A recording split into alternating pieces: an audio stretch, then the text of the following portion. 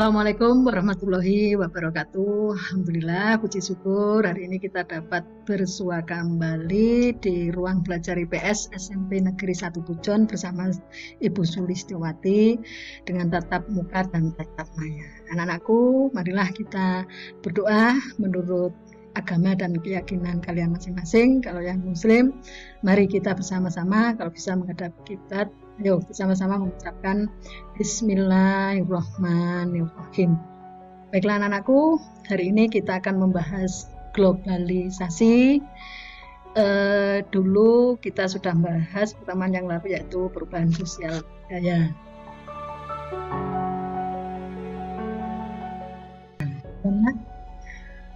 Kami atau saya Bu Sulistiowati selalu memotivasi kalian. Ingat, belajar adalah kunci membuka ilmu menuju perubahan. Dengan belajar IPS kita membuka ilmu dan jendela karunia Allah SWT. Mulai saat ini dan seterusnya, kuatkan niat menuntut ilmu hanya untuk menggapai rahmat dan ridho Allah SWT. Tetap semangat, jaga iman dan imun. Terpenting belajar IPS keren dan asik. Nah, ini anak ya, perubahan sosial dan globalisasi. Tujuan kegiatan dan kegiatan pembelajaran kali ini yaitu tujuannya satu, menjelaskan tentang globalisasi.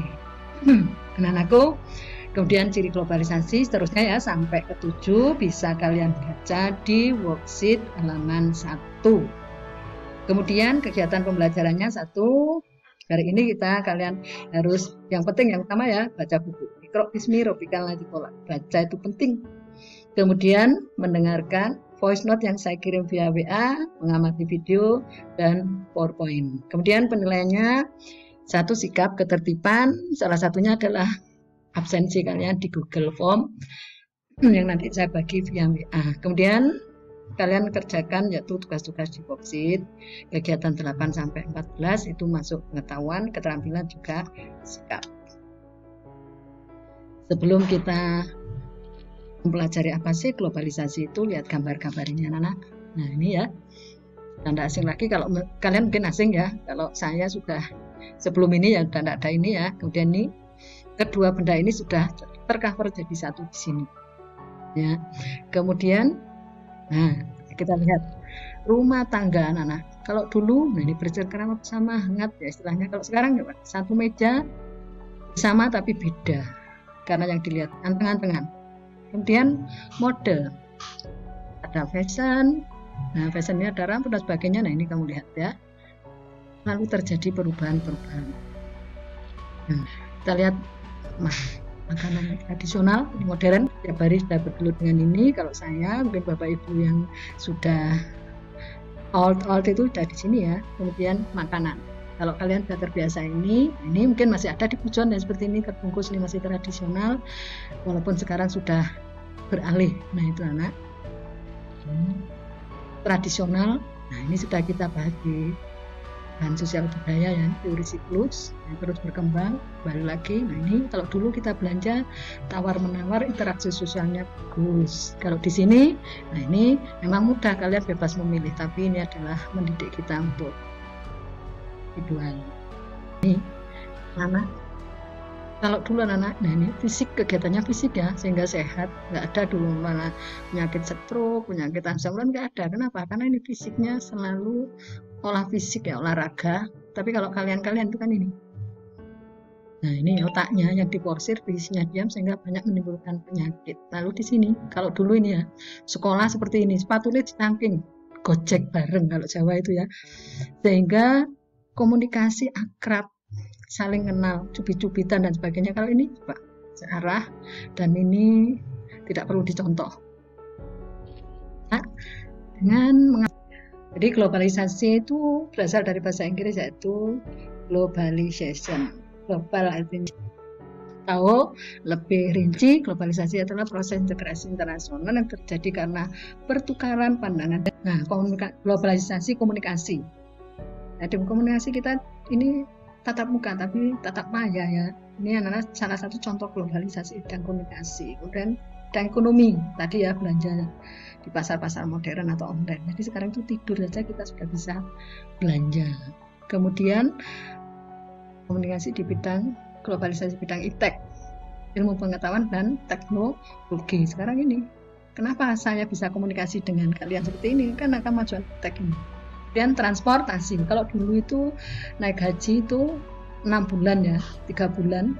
Nah sekarang sudah tidak ada 1 hari, 8 jam sudah nyampe ke tanah suci. Nah ini anak globalisasi di bidang transportasi dan yang lain-lain. Kemudian pendidikan, jadi kalian pendidikan itu tidak hanya di rumah belajar atau di sekolah. Sekarang itu kalian bisa mengakses di mana-mana saja, bisa belajar, bisa kursus, bisa mengikuti privat apapun bisa. Dan ekologi, globalisasi di bidang lingkungan.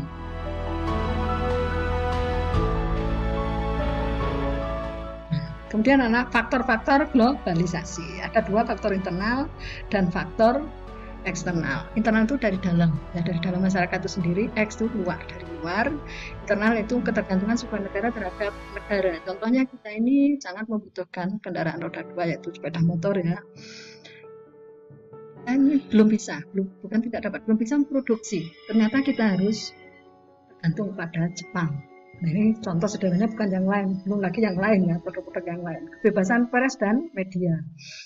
Media ini terutama media elektronik, apapun bisa kita lihat, makanya hati-hati ya, tangan kalian itu mencet, hati-hati. Kemudian berkembangnya transportasi dan demokrasi, lalu yang terakhir berkembangnya cara berpikir dan semakin majunya pendidikan. Jadi kalau dulu itu orang Jawa mangan gak mangan kumpul, kalau sekarang udah pola berpikir seperti itu sudah mulai terkikis. Kenapa? Karena sudah banyak yang melancong kemana-mana. Bahkan kalau menurut Islam itu hijrah itu lebih baik. Ya, hijrah pikirannya, hijrah fisiknya, hijrah orangnya. Ini yang akan memajukan manusia. Kemudian faktor eksternal dari luar, kemajuan iptek. Nah, yang sudah saya contohkan tadi. Yang kedua, kesepakatan internasional tentang pasar bebas. Semua sekarang sudah ada produk luar negeri di Indonesia. Kalian yang di Pujon, coba lihat. Nanti kalian lihat bahwa barang-barang asing yang ada di Pujon atau barang impor pasti ada.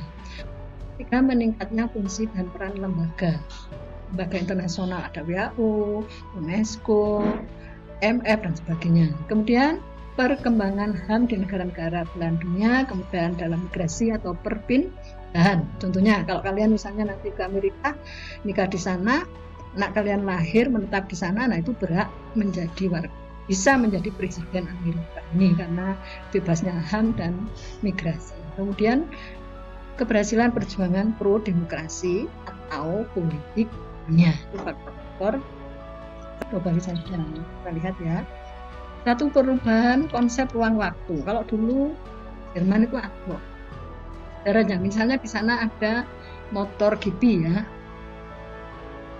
lomba, saat yang sama, waktu yang sama kita bisa lihat, tidak bisa datang ke sana, tatap maya. Nah ini sehingga ruang dan waktu itu seakan-akan sudah tidak ada, sekat. Ini anak ciri globalisasi. Adanya perkembangan barang TIK, HP, internet, TV. Kalau dulu TV itu yang besar gitu ya, sekarang sudah flat. Bahkan di HP itu sudah bisa dimodifikasi untuk TV. Maraknya pariwisata yang ditunjang kemajuan transportasi. Wisata itu sekarang tidak hanya wisata lihat seperti di Santera, kalau Pujon ya, para layang. Ada wisata rohani, wisata ilmu, wisata kesehatan dan macam-macam. Kemudian saling ketergantungan antara produksi dan pasar. 5. Semakin meningkatnya interaksi budaya melalui media massa.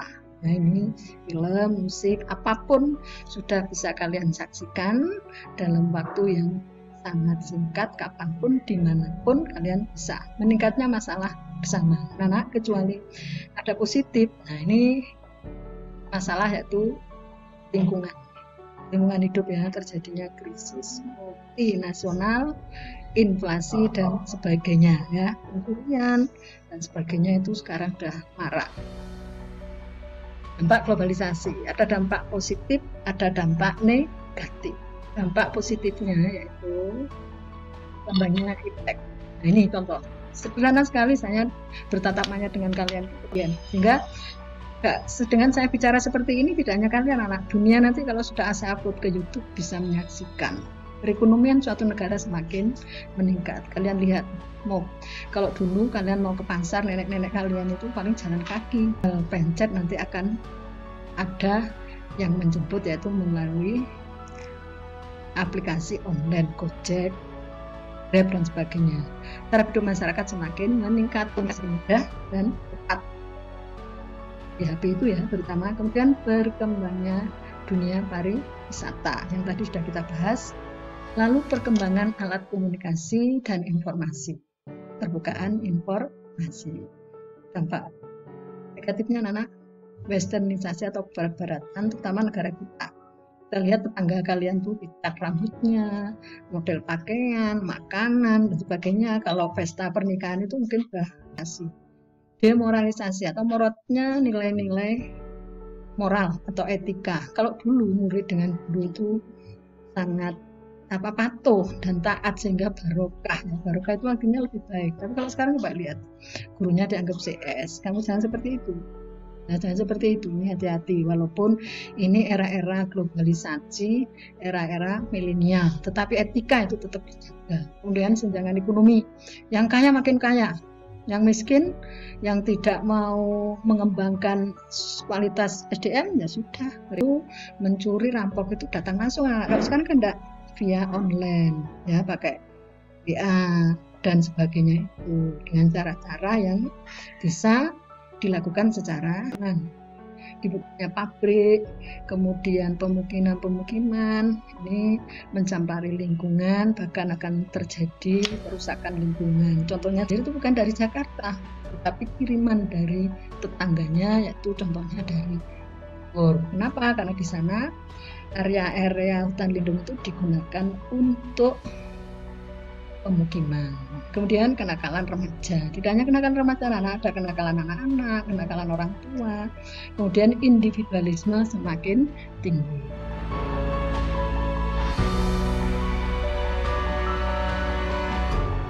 Nah, itu anak-anak jadi dampak negatif.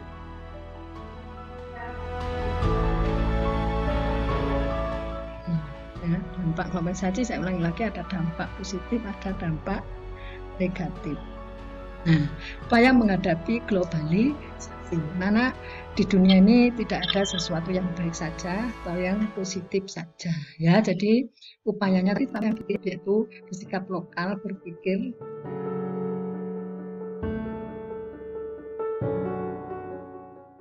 yang terakhir, yaitu upaya menghadapi globalisasi, terutama dari yang dampak-dampak negatif tadi, yaitu diantaranya satu, sifat lokal tapi berpikir global. Artinya etika itu tetap dijaga, ya, terjaga dan berkembang sampai menemukan sikap mencintai produk dalam negeri.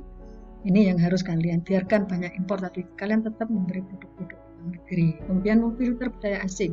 Ada perubahan-perubahan atau ini adat atau etika atau apapun dari luar, ya, pengaruh-pengaruh dari luar itu harus yang sesuai kita pakai, yang tidak usah kita pakai. Mengimplementasikan nilai Pancasila. Kemudian yang tidak kalah kuatnya itu menguatkan imtak, iman, takwa, dan ilmu pengetahuan serta teknologi. Beragamis tapi pintar, cerdas tapi tetap santun. Itu anak yang harus kalian lakukan untuk menghadapi upaya globalisasi. Ya, jadi yang sudah kita pelajari dari yang pertama sampai terakhir ini memang singkat, silakan lebih jelas dibaca lagi di worksheet, di buku, dan tidak kalah pentingnya di artikel yang sudah saya bagi. Demikian anak-anak, kesuksesan hanya milik orang-orang yang terlibat, yang tertib memanfaatkan waktunya dengan membaca, belajar, beribadah, serta hal positif untuk memperbaiki kualitas hidupnya. Selamat berjuang, tingkatkan terus iman, takwa, dan ibadah, terus belajar menjadi yang terbaik. Tetap hormat kepada siapapun, Bapak Ibu guru, orang tua, dan anak-anak, dan teman-teman kalian semua. Selamat berjuang, semoga sukses. Di sini dulu pelajaran IPS, insya Allah ketemu pada episode yang akan. Demikian, wabillahi taufiq wal hidayah. Wassalamualaikum warahmatullahi wabarakatuh.